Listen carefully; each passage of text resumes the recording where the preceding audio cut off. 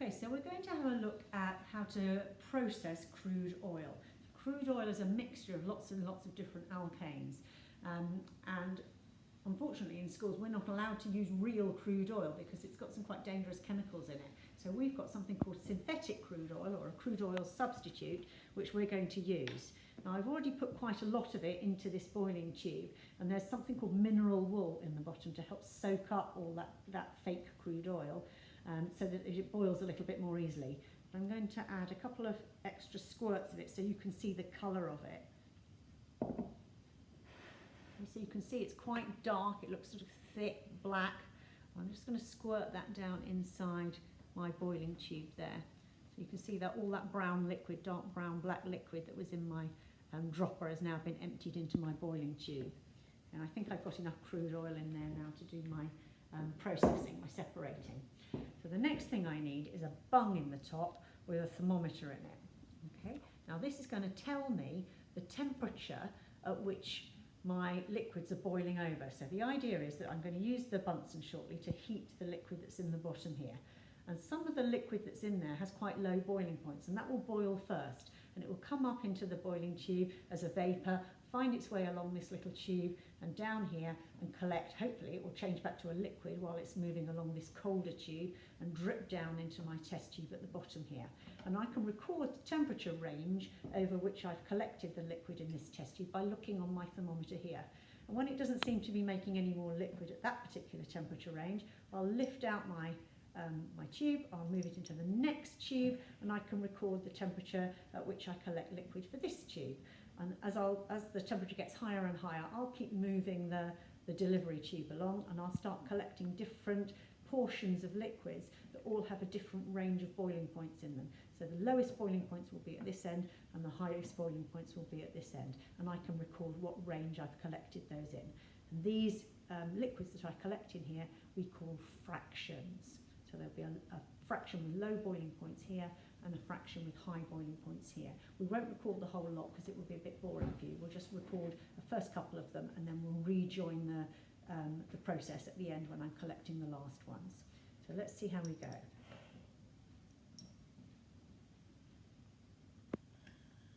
So I'm going to gently heat my fake crude oil in this boiling tube.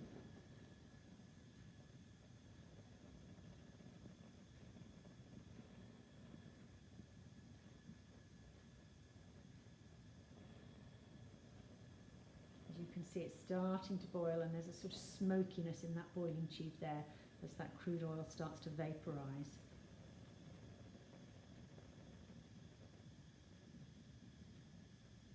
Keep heating it. Eventually that vapour will make it up to the bulb on my thermometer, and then I can record the temperature of that vapour. At the moment it's actually quite low, it's about 40 degrees C.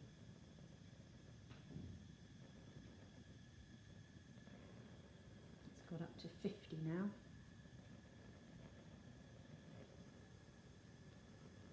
And you can see that some of it actually hasn't even condensed. It's coming out into my test tube at the end here as that smoky vapour. Let's hope that we manage to get some that collects as liquid.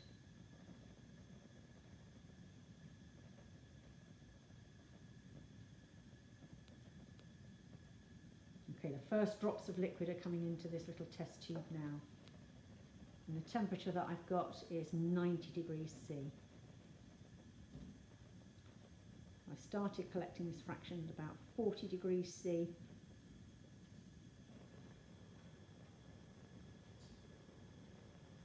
And I'm going to stop when it gets to 110. And that's pretty much where it is. Okay, so I've moved my delivery tube now into the second test tube, so I can start collecting my second fraction. So this should be from 110 to whatever temperature I decide to stop collecting and move the delivery tube on again.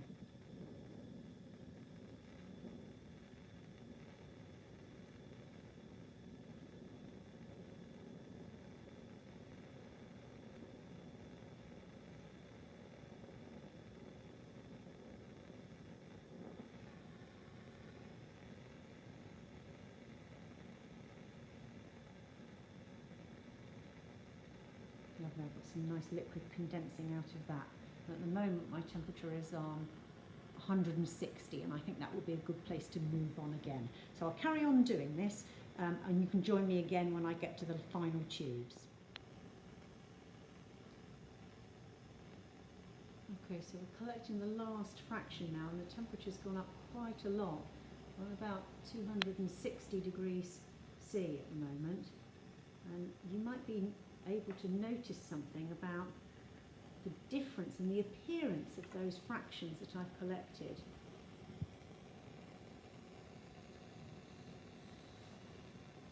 I'll just try and collect a little bit more of that final fraction.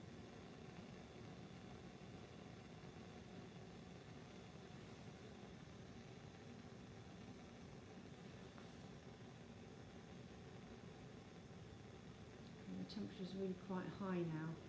It's on 300 degrees C. You can see in the main boiling tube there, it's really struggling to stay as a vapour. It's almost not quite making it up to the bulb before it's already condensing on the side of the boiling tube and dripping back down inside my boiling tube again instead of finding its way through that little side arm. Okay, I think I've probably collected enough now, so I'm going to stop heating them. So these are the fractions that I've collected. This was the first fraction with the lowest boiling points, and this was the final fraction with the highest boiling points. And you can really see, I think, that there's a significant difference in the appearance of these fractions as we move from the lower to the higher boiling points. They're really different in colour. They're getting much, much darker and more orangey and thick and yellow, which isn't really that surprising because we remember the original crude oil mixture had quite a dark brown colour to it. So we knew there must have been some coloured compounds mixed in with that. And the other thing that's interesting to notice is to do with how runny those liquids are. Now there's a word that we use to describe that. It's the viscosity, or how viscous the liquid is. This is a very watery, runny looking one, so we'd say that this one is not very viscous. But if I compare that with the one at the end, you should see that it's slightly less easy to slosh it around, and it's clinging much more to the sides of that glass tube. It's a bit harder and thicker to pour. It's more oily in its consistency, it's more viscous. So there's a change in the colour as we move from the small fraction to the larger fractions, the light fractions to the heavier fractions. They get progressively more intensely coloured, but they also get progressively more viscous. We're going to do another experiment on them in a moment to compare how easy it is to ignite them and what sort of quality of flame we get from them. So I'll rejoin you again in a moment when I've got that set up. So we're going to have a go at trying to ignite these. So I'm going to put them, splint. I'm going to put them into this metal dish, pour them in, and then use a splint to try to ignite them. And I want us to look for how easy it is to ignite and the quality of the flame that we get from them. So I'll pour that in. You see it's very runny, and you can see it burst into flame really quickly. So it's very easy for that one to ignite.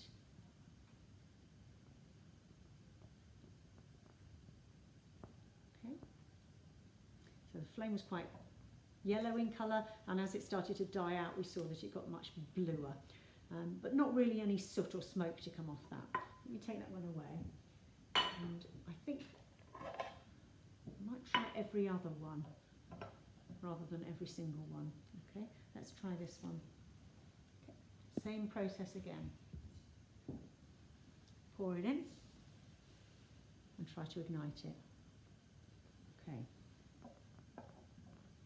You can see that one still ignited reasonably easily, still a relatively nice clean flame. But the difference with this, I don't know if you can see on the film clip, there's a bit of oily residue left over that didn't seem to want to burn so well. Okay, let's try one of the next fractions and see how that one compares. Let's try this one next to it. Okay. So as before, pour it in, try to ignite it. There we go. You might be able to see from how that poured, it was much more viscous and thick. You can also see it doesn't seem to want to light. Now if I stick the flame right in it, then I get some of the chemical on my splint and it ignites off the splint a bit more easily, and you can see how much soot it's producing. Okay, so that's making quite a dirty flame, and you can see there's a lot of this very oily residue left behind. I'm going to try putting the Bunsen directly onto it and see if I can get it to ignite that way. You can see, I hope, that it's certainly much harder to get it to burn than the first fraction. Let's try putting the Bunsen directly into this mixture. There. Even if I stick the Bunsen right on it, you can see it's really struggling. Occasionally I get a little glimmer of a yellow flame, but it's quite difficult to get that to go on fire. So you might like to think about, out of this selection that we've had here, which ones you think might be effective as fuels and which ones might be less effective. Let's try one of the next fractions. Let's try the last one and see how we go with that one. So this was our one that we said was the oiliest one. Okay, I'll pour it in. There we are. I'll try to ignite it. Not having any of it. The only way I can get it to burn is by dipping my splint in it, and then you can see all that smoke that's coming off it as well. It's coming off my splint. It's a very sooty, very dirty flame. Okay, let's try it. Oh, I've got a splint left in there now that's on fire as well. Let's see if I can get it to light with the Bunsen directly on it.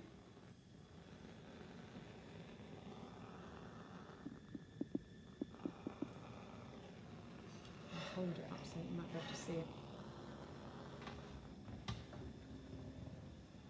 Really not wanting to catch on fire at all. The flame's just sort of pushing the oil around inside that dish there. Tiny little glimmers of yellow as it's trying to go on fire, but it's really not doing it. It's quite a difficult one to light, and even when I had the splint there acting as a sort of a wick, it was making a really nasty, dirty looking flame.